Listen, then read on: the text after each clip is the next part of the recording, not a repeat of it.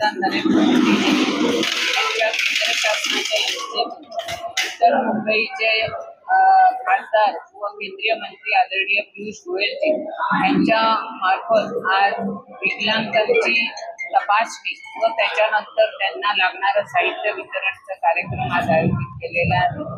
आपल्या विभागामध्ये असे अनेक वेळा आपण कार्यक्रम करतोय।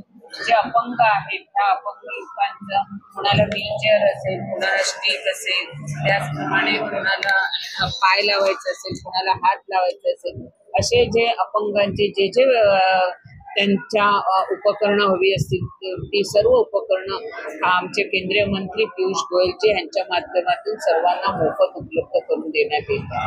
विधानसभेत किती लोकांना वाटप होणार आहे?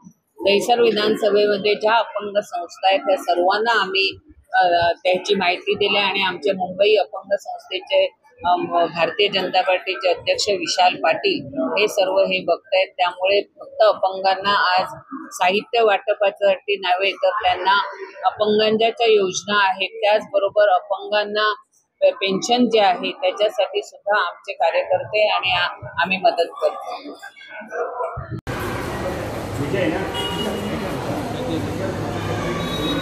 एक मिनिट तसंच थांबा। एक मिनिट